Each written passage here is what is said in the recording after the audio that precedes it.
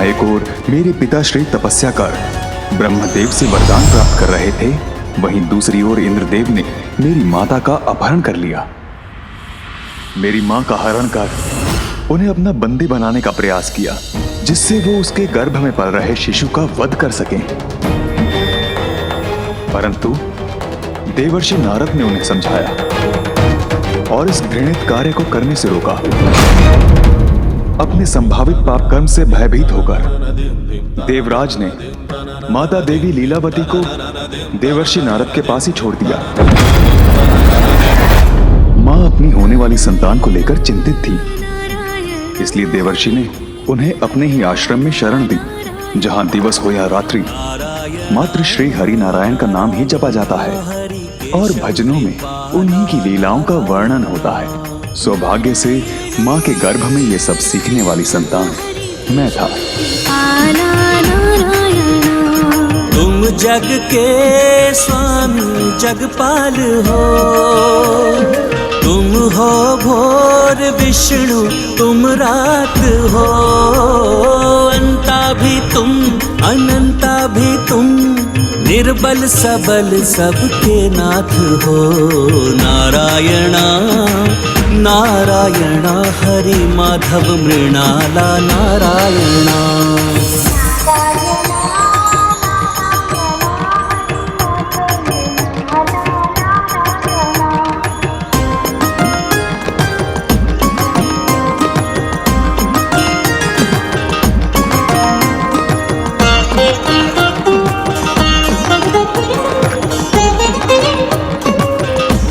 एक ओर जहां मैं मां के गर्भ में हरि भक्ति में लीन था, वहीं दूसरी ओर मेरे पिताश्री देवताओं से युद्ध करने में तल्लीन थे, ताकि वो उन पर अपना अधिकार और वर्चस्व स्थापित कर सके।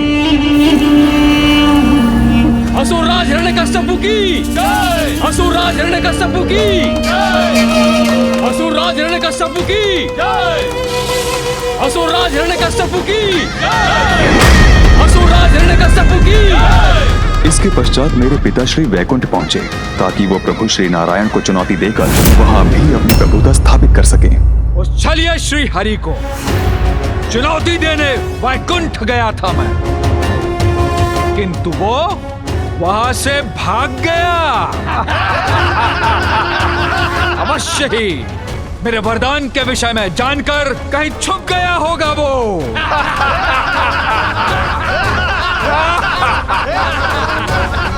इसलिए अब वैकुंठ हमारे अधीन है और हम वैकुंठ के राजा अब हम ही हैं। असुरराज हिरण्यकश्यप की, असुरराज हिरण्यकश्यप की, असुरराज हिरण्यकश्यप की। श्री हरि नारायण उचित समय से पूर्व कुछ नहीं करते, इसलिए तब उन्होंने मेरे पिताश्री से युद्ध नहीं किया, क्योंकि कर्मों का चक्र ही जीव के जीवन और मृत्यु का उचित समय निर्धारित करता है। पिताजी के कुछ सुकर्म उनके विनाश से उनकी रक्षा कर रहे थे और श्री हरि ब्रह्मदेव द्वारा दिए गए वरदान का भी सम्मान कर रहे थे। फिर पिताश्री स्वर्ग लोक गए, किंतु वहां देवराज और अन्य देवताओं ने आत्मसमर्पण कर दिया, क्योंकि उन्हें लगा जब श्री हरि नारायण ने ही युद्ध नहीं किया तो वो उसमें कहां सक्षम होंगे। इंद्रलोक के बाद उन्होंने पृथ्वी के राज्यों को अपने अधीन किया। कोई उन्हें चुनौती नहीं दे सका, किंतु वो वहीं नहीं रुके। उन्होंने स्वयं को ईश्वर घोषित कर सभी को उन्हें ईश्वर मानने पर विवश कर दिया। मैं हिरण्यकश्यप सर्वशक्तिशाली सर्वशक्तिमान नवीन ईश्वर हूं मैं। बोलो प्रभु हिरण्यकश्यप महाराज की।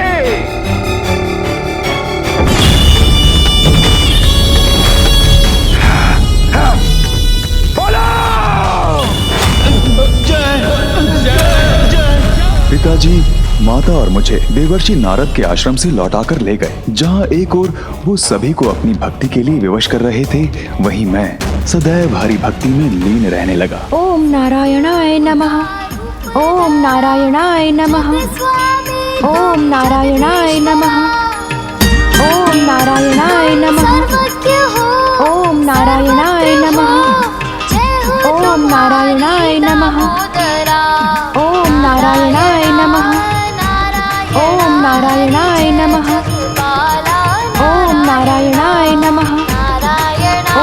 नारायणाय नमः। ओम नारायणाय नमः। ओम नारायणाय नमः। ओम नारायणाय नमः। ओम नारायणाय नमः। मेरे गुरुओं को इसका भय था कि पिताश्री को मेरी हरि भक्ति की भनक पड़ गई तो मेरे साथ उन्हें भी दंड मिलेगा।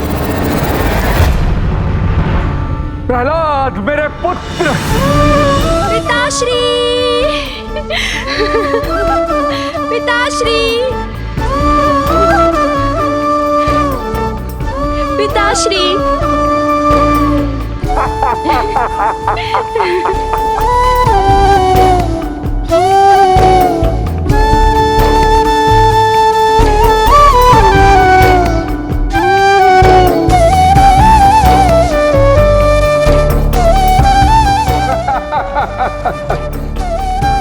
पुत्र, अपने सुमधुर स्वर में वेदों का सार बताओ। पिताजी, वेदों का ज्ञान तो सहज है। धर्म के पथ पर चलना, उचित कर्म करना और त्रिलोक के स्वामी श्री हरि विष्णु जिनसे संपूर्ण संसार गतिमान है, उन्हीं की आराधना करना हमारा धर्म है। वो सदैव अपने भक्तों की रक्षा करेंगे।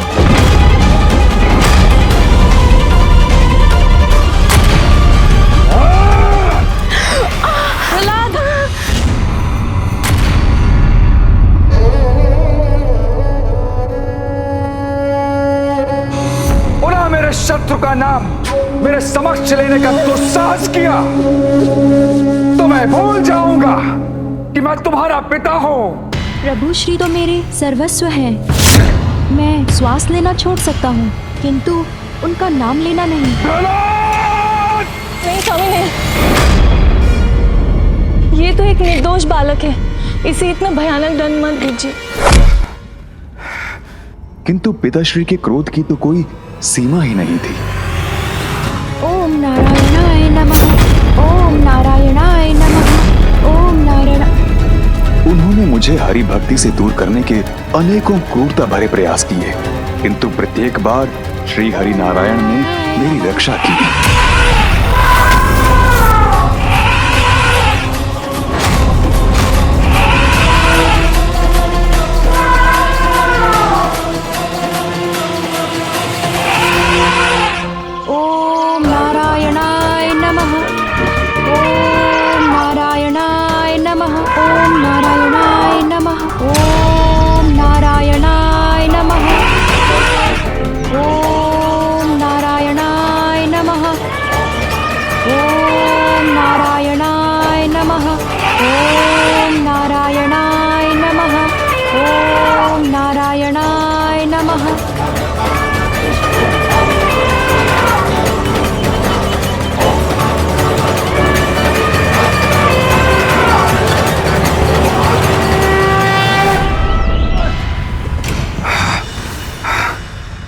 मेरा पुत्र नहीं, शत्रु है और आज मैं तुम्हारा वध करूंगा।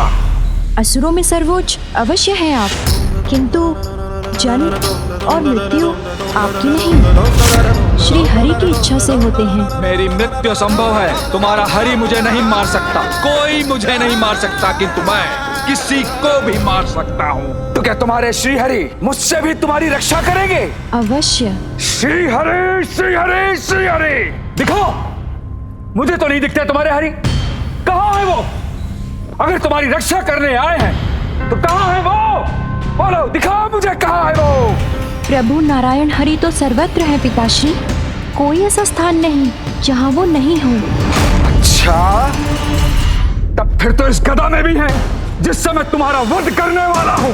अवश्य है पिताश्री, खड्ग में है, खंभ में है, जहाँ दृष्टि जाती है, जहाँ नहीं भी जाती है, सभी स्थानों पर है मेरे प्रभु श्री नारायण। तुम्हारे कहने का अर्थ है कि वो मुझ में है, तुम में है, इस स्तंभ में भी है। अवश्य। तो ठीक,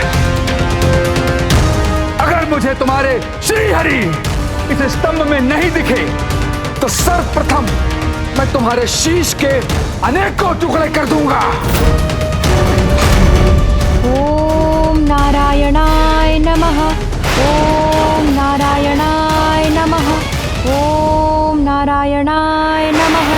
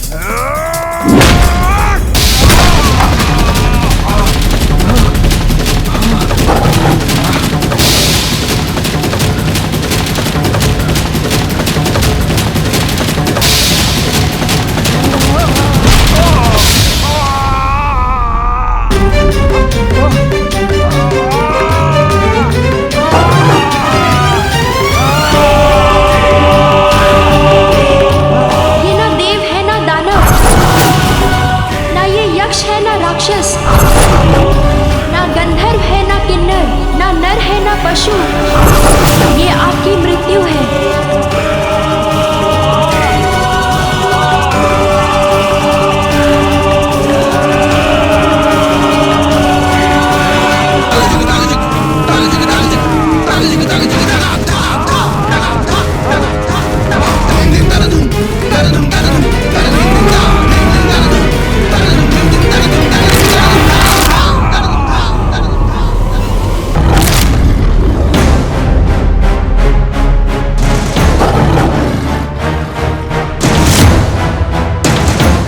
ना भीतर ना बाहर, ना आकाश ना पाताल, ना जल में ना थल पर, ना दिवस है ना रात्रि है।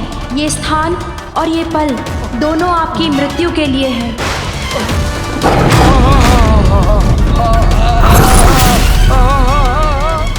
ये ना अस्त्र है ना शस्त्र है,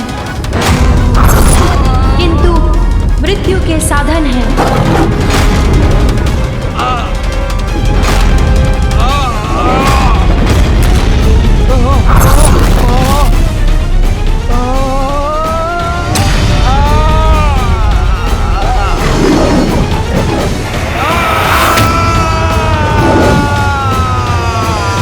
ओम श्री हरि।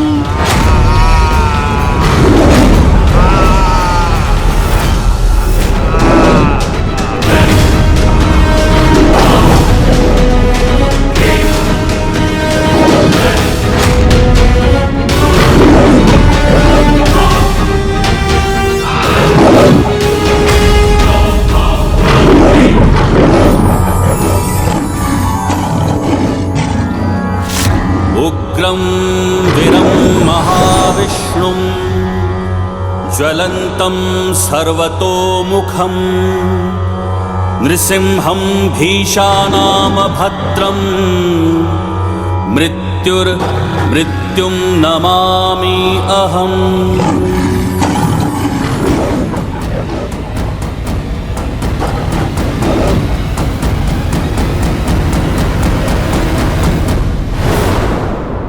अनुज अंधकासुर नरसिंह रूप में श्री हरि नारायण यहीं प्रकट हुए थे।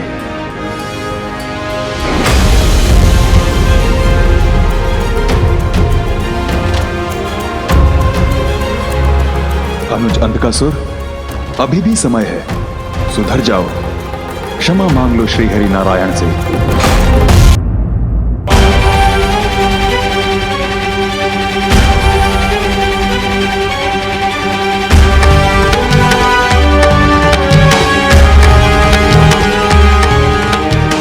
भोर होने को ही है।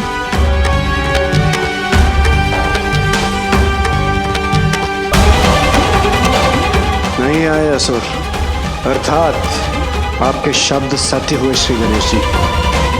अंधकासुर समझ चुका है कि उसकी विजय संभव नहीं है। युद्ध करने के लिए उसकी सेना शेष कहां रही? कौन करेगा उसके लिए युद्ध? प्रतीत होता है वो किसी भी क्षण बाहर आएगा और अपनी पराजय स्वीकार कर लेगा। यदि आपके वचन सत्य हुए तो यह अति उत्तम होगा, किंतु मेरे अनुसार हमें अभी भी सावधान रहना चाहिए।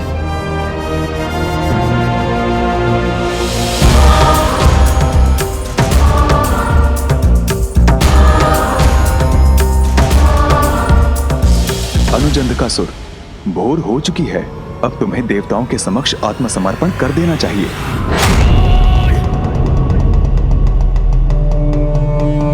ज्येष्ठ प्रहलाद, आपको जो कहना था आपने वो कह दिया। अब मैं वो करूंगा जो मुझे करना है। अब तो मेरे पास और भी बड़ा कारण है देवताओं से युद्ध करने का। प्रतिशोध!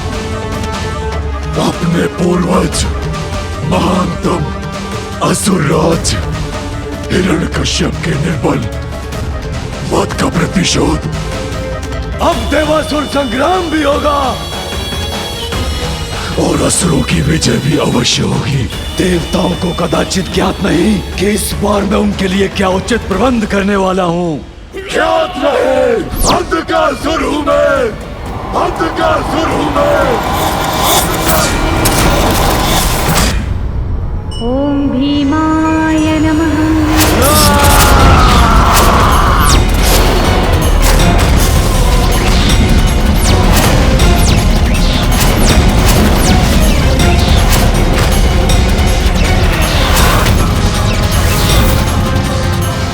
पुत्र गणेश! ये मुझे कैसी अनहोनी का आभास हुआ है। गणेश सकुशल तो है? व्यक्ति का अहंकार उसके विवेक को हर लेता है। परिस्थितियां कैसी भी हों, हमें अहंकार का त्याग। मेरे पिता तुमसे कहीं अधिक शक्तिशाली थे अंधकासुर।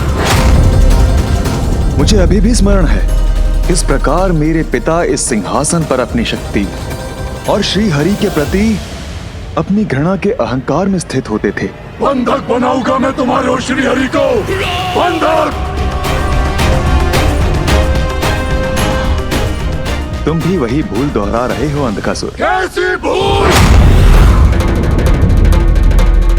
वो भूल जो मेरे पिता महान असुरराज हिरण्यकश्यप से हुई थी। तुम्हारे ही समान उन्होंने श्री हरि को पराजित करने के उद्देश्य से तपस्या कर ब्रह्मदेव से अपराजय होने का वरदान प्राप्त किया था। मेरे पिताश्री ने दीर्घकाल तक ब्रह्मदेव की कठोर तपस्या की। समय व्यतीत होता गया और अंततः ब्रह्मदेव मेरे पिताश्री की भक्ति से प्रसन्न होकर उन्हें वरदान देने उनके समक्ष प्रकट हुए। वत्स हिरण्यकश्यपु,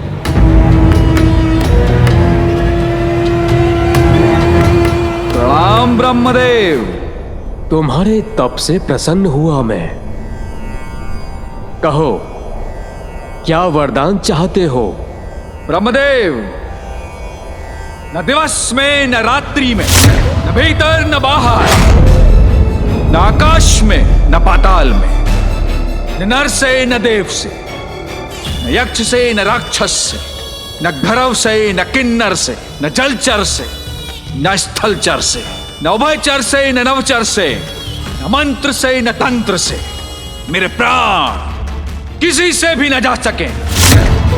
और उससे भी अधिक ब्रह्मदेव, इस संसार में जिसकी भी आपने रचना की है, उनमें से कोई भी मेरा वध न कर सके।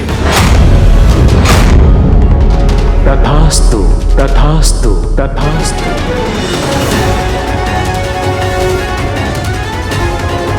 जहां एक ओर मेरे पिताश्री